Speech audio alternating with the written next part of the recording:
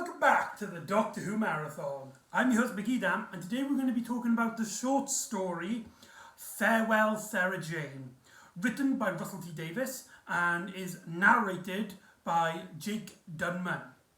This was part of Doctor Who Lockdown. In 2019, the world, but UK as well, suffered from a pandemic of COVID-19. Which I'm pretty sure you're all familiar with at this point in time. And what had happened is during that time is that the amazing work of Emily Cook, who is a big Doctor Who fan and is actually an editor for the Doctor Who magazine. She started around about 2015, and she actually banded together a bunch of people and started making fan homemade Doctor Who shorts. And to connect with the 9-year anniversary of the passing of Elizabeth Sladen on the 19th of April 2020, she got Russell T Davies to write a new script, which actually puts the canonical passing of Sarah Jane Smith into the canon of Doctor Who. So, despite Sarah Jane set up as a series which continued on after the death of the actress Elizabeth Sladen, this story basically states that the character herself had passed away, and I think it's a great idea to pass the character, and we can have this memorial story dedicated to the life of Sarah Jane and Elizabeth Sladen years down the line. As part of the appeal of Sarah Jane is that it was targeted to kids, but those kids are now grown up and they can deal with the concept of a loved one passing away like this. And so it feels like only natural that a story would be written about the death of Sarah Jane and is a loving tribute to Elizabeth Sladen, as we see. Basically, the story starts off at the, what do you call it? I think it's the wake, is it? Or the ceremony after the funeral, where people, like, they're in a closed space and they're talking to each other and they're just celebrating the life of this amazing individual. The story clearly takes place sometime after Series 5 had aired, as our three main kids at the time have grown up and got jobs of their own. It is actually stated at this point that our main characters have moved out of Sarah Jane's house. You might be disappointed to learn that Skye, who became a companion of Sarah Jane in Series 5, only gets a small cameo appearance in terms of her description. And I understand why they didn't bring her. Maybe the actress didn't want to do it. Maybe because she had such a small role, it might have felt like she was butting in a way. I don't really agree with that argument, but I can understand why somebody else would make that argument. But yeah, so Russell T Davies, who created the Sarah Jane Adventures, along with Phil Ford and Gareth Roberts, Russell T Davies was basically the main head. He was the founder of it, and as well as the Doctor Who spin-off Torchwood. So it was a really nice. He didn't actually write a lot of episodes for the series itself. So to have him write for the series is for the final story of the Sarah. This technically counts canonically as the final story of the Sarah Jane Adventures. Whether you count it as a Sarah Jane adventure is up to the audience viewer. I personally think it does. It does fit the description of Sarah Jane. And I'm used to audio dramas, comic books, and novels being part of the Doctor Who main series. So, to me, this is Sarah Jane. This is the final episode of the Sarah Jane Adventures. And the dialogue that Russell T Davies is here might be a bit corny, a bit silly, but it's Sarah Jane. It's always been a bit silly and corny in some ways. The descriptions being read out by Jake Dunman, who, for those of you who don't know, he was a big impressionist. He became basically famous for posting up YouTube videos of him doing impressions of the 11th Doctor, which was spot on, and he basically became a professional actor, appearing in some BBC programmes before taking up the role of the 11th Doctor, and as well as the 12th Doctor, and also the 10th Doctor for a bit in the Big Finish audio dramas, and he became basically Big Finish's go-to guy for Doctor Who revival era voices, specifically the 11th Doctor, but he's also, as we see here, just a great performer on his own, as he gives the pathos of Russell T Davies's dialogue some much beloved care and sympathy, as he describes how everybody basically turned up with the exception of the Doctor. You had the Brigadier and his daughter, so Kate Stewart was there. She's not mentioned by name, but Kate Stewart is involved in this story, which I believe is actually the first time Russell T Davies mentions Kate. She was actually first appeared in the straight to video film Downtime. If you haven't seen my vlog on it, I do have a video on it somewhere on the internet, on the Doctor Who marathon. And all our characters, they're caring. They describe Luke, Clive, Rani, Sky is actually mentioned as going back into her human form. This is actually a reference to the plans of the rest of Series 5, as well as the Halloween specials, which were planned to be after Series 5. The finale of Series 5 was originally meant to be, it was basically supposed to explain that the Trickster was actually manipulated events so that Sky would fall into the hands of Sarah Jane, and the Trickster could activate this evil persona in Sky's mind and also turn her into a almost benevolent creature, a creature much like the Trickster himself. And that story would have ended with Sky taking on a new form, a new identity as a non-human entity. So that's a nice reference to that. In fact, there's a lot of references here to stories which were planned in Series 5 and the Halloween specials. We'll get onto those later on. It's also described here how the Trickster had actually planned, taken over all the waiters at this ceremony and planned to replace Earth with an evil duplicate version of itself and turning everyone evil. However, everybody in Sarah Jane's funeral were there, and they basically tricked the Trickster into turning himself into a size of a doll and imprisoning himself in a case in the bottom of the ocean, to where he will stay for thousands and thousands of years. Obviously a nice little nod to the fun little fun little adventures of Sarah Jane, as all our characters laugh and joke around. We also get mentions of Tegan and Nessa, which are described as a couple. So, seemingly sometime after Terminus, Nessa found herself back on Earth, and her and Tegan became a couple. There was also Ben and Polly, who are also a couple, which is something which a lot of fans speculated. Dodo makes an appearance. Dodo? What does Dodo have to do with Sarah Jane? I have no idea, but I love the fact that just Russell T Davies, he just loves his classic Who references, and when he finds an opportunity to have this Samba moment, he'll just chuck everything in. He did it with the 10th Doctor with The End of Time. He does it again here. Dodo is just such a weird character to add. But then we actually get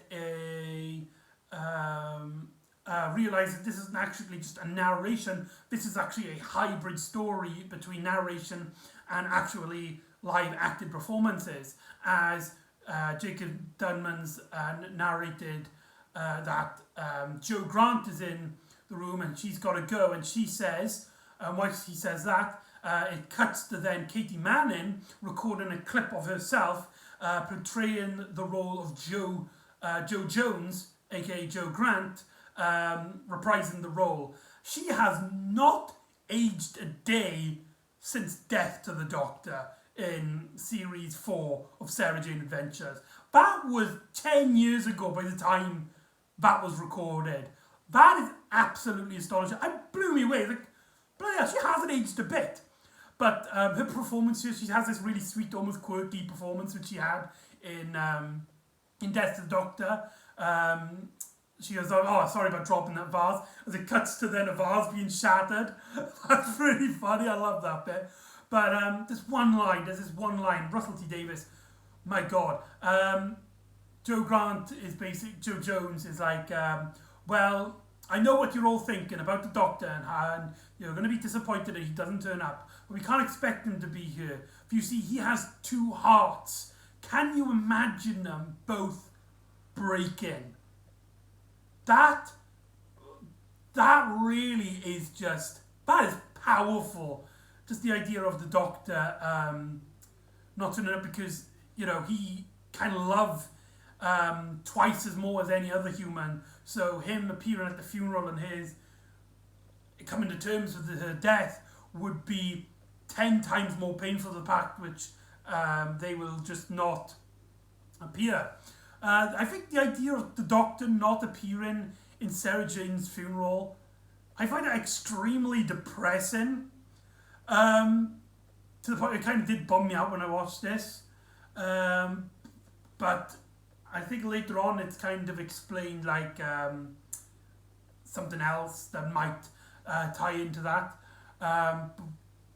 It's kind of left up in the air kind of at the end of the story. So Joe Grant makes technically her final appearance in the Sarah Jane Adventures, and says her goodbyes after she's trying to find her daughter Rio, and then we get a appearance. Another character makes basically their condolences to the 3 kids. This is actually Dorothy, which is actually Ace.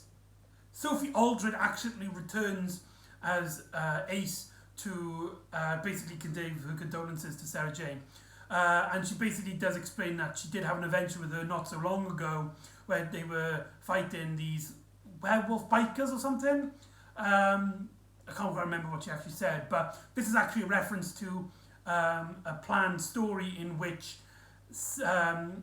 Russell T Davies actually planned to bring Sophie Aldred back into the series of Sarah Jane Adventures and explain to us as an audience viewer what happened to her after she left the Doctor, because in the actual series, for those of you who don't know, Ace didn't actually leave in the series. She was kind of just disappeared when the Doctor Who came back in the TV movie. We, as the Doctor Who Marathon, have retconned it in our heads that her leaving the Doctor in Love and War is her final canonical story. If you don't know, you can look at my my Love and War vlog, which you can find on the YouTube channel. But yeah, it's a reference to the unaired story. So essentially, we established that those unaired episodes are canon to Sarah Jane. I love this idea of unproduced stories still being canon to the series. I don't know. I just feel like there's a nice, it just keeps everything just really cool and consistent, like with the rest of the universe. And she also explains how this one time her and the Doctor were on this adventure, and the Doctor was missing Sarah Jane, and Ace kind of saw the Doctor missing Sarah Jane, and now she misses Sarah Jane, and the Doctor was right as always. So goodbye, I love you, and we will never forget her. And then she disappears, and then we get a appearance from Geeta, Rani's mother, played by Mina Anwood.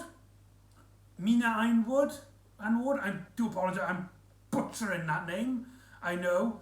And I don't know why, but out of the three performances that we've mentioned so far, she generally like made me tear up.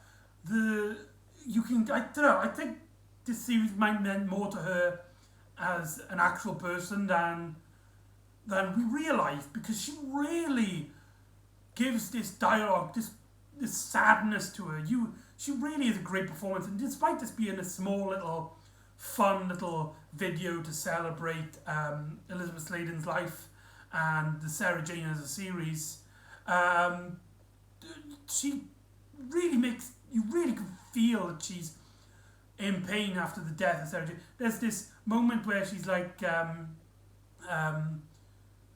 Sarah Jane, I might have been on her funny side for a bit, but you know what? She was amazing, and she always felt like your best friend, especially to you three. And the way she says it, she's clearly holding the tears in her face. That was just a phenomenal. That is a great performance. Easily, surprisingly, a highlight. That would technically mean that this story is actually her final appearance in the Sarah Jane as well. So that's kind of really sad. And then the boys, the boys and Rani, they go and they talk to each other, and they meet up. They're in the attic and in the house. Then we get Daniel Anthony. Was it Anthony Daniel, sorry, reprises his role as Clive. And you can see he's kind of aged a bit since the series. And like always, Clive always jokes around. He starts off saying, oh yeah, she's alright. But then he basically goes into more detail about his feelings, and it's like, I'm really going to miss her, and I would be nothing without Sarah Jane. If it wasn't for Sarah Jane, I would still be that scrawny kid who wasn't inspired by anything, who's the jokester, who wouldn't have been inspired to make his comic book series, is now established famous writer whose comic book character, the Silver Bullet, is now having a movie, a kind of a reference to Stan Lee and Marvel. Clive is Stan Lee of the Doctor Who universe. Huh. Didn't think of that. And he basically explains like without her, he would be nothing, and that does really ring true. He kind of has this unique bond with her that Sarah Jane, because in the series he has his kind of abandonment issues due to the fact that his father left him quite early on as a kid, and he's kind of had Sarah Jane someone to connect to. He has a very strong connection with her, and him losing Sarah Jane is a very important segment of his life. And Anthony Daniels, I know it's really bad, but I can't remember which way it is. Does a fantastic job here, and you really feel the sad pathos of his character. The next character then to appear with the actor is then Luke, as Tommy Knight reprises his role as Luke Smith, who he hasn't aged a day. And he basically explains that his Sarah Jane has changed his life not more ways than you can possibly imagine, and it's more amazing. Not only did he see the alien monsters and the craziness, but he also basically taught him how to live a normal life. It was Sarah Jane that made Luke realise that his friend from uni, which had been mentioned in the series, Sanjad, I believe his name was looking at Luke in a romantic sense, and it was Sarah Jane that inspired Luke to talk to him as well. And now, at the time of this story, they had been married for 5 years. This is actually another reference to planned stories that were supposedly in Series 5 and in the Halloween specials. As Russell T Davies has explained on numerous occasions, that the plan was to reveal that Luke was actually gay, and this would have been a Russell T Davies's kind of inspiration, not inspiration, but to show kids that it's okay to be gay, and that is, that's also a really powerful sentiment right there. And though Russell T Davies believed that CBeebies might not let him play with his story, and they might have, I believe he actually said that they tried to push it back because they were still unsure about it. But that was essentially a plan for the Sarah Jane Adventures, for Luke to have a homosexual relationship, to teach kids, that two men being together is actually a normal, natural thing. And that is a great sentiment right there. And that is, that's really cool. And it also kind of hits hard for home as well, as Luke kind of realizes, like, if it wasn't for Sarah Jane being such a caring mother and looking out for Luke in a way like that he might not even realize this side of him, and it might have taken him much longer, or he might have not even realized at all. And it was Sarah Jane that brought him this, made him open his eyes to the world, not only in the fact that there's aliens and monsters and everywhere, but in romance and in normal everyday life as a schoolboy as well, in school. And that was really cool. And then he has to say goodbye. Whilst Ronnie then basically says goodbye to Mr. Smith, as Mr. Smith proclaims that there are protocols Sarah Jane set into motion, a protocol that when she passes away, she wants Bannerman Road to be abandoned for a bit, let it settle in the dust, let it hide away in the corner, waiting for another team, another crew to take over and save the world from aliens on Bannerman Road. And so we get the final clip, the final cameo appearance, as we get Angela Mahindra reprising her role as Rani, as she comes up with basically her theory. She doesn't actually believe that Sarah Jane has passed away. She believed at the very moment that the rest of the world believed that she died, that the Doctor came along and took her away in the TARDIS, and out there in the universe somewhere, Sarah Jane and the Doctor are still fighting monsters, are still out there exploring new worlds, saving lives, seeing new civilizations. And you could see in Mahindra's performance, you could see she's actually crying, and you could see that this project really meant a lot to her. Fun fact, this scene is actually shot instead of a phone like all the other segments. This was actually shot on a proper camera, and the camera was actually shot by Angela Mahindra's boyfriend. This is something I found out after watching this when I did my research for this. Her boyfriend is Sacha Dhawan, the Master. I did not realise they were a couple. That is absolutely astonishing. And the fact that he kind of worked on this as well, that's just, I don't know, I just find that really cool. And so she tells Mr. Smith, and Mr. Smith's like, yes, it's, I like to think so too. She says goodbye and she closes the door on Bannerman Road. And that is Farewell, Sarah Jane. Overall, it is a great loving tribute to not only the series as a whole, but also the actress of Sarah Jane, Elizabeth Sladen. It's just, in some ways, it's not perfect.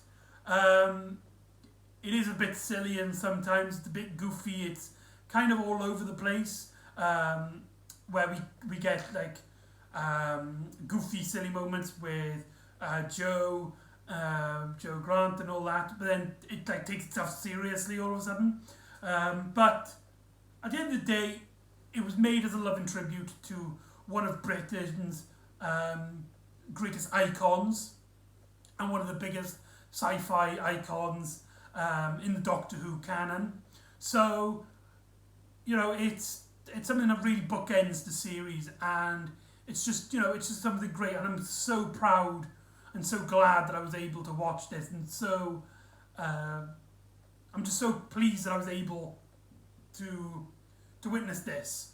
I'm so glad that they got to make this. Emily Cook is a absolute star. Like, the fact that she got this put together is amazing during a pandemic.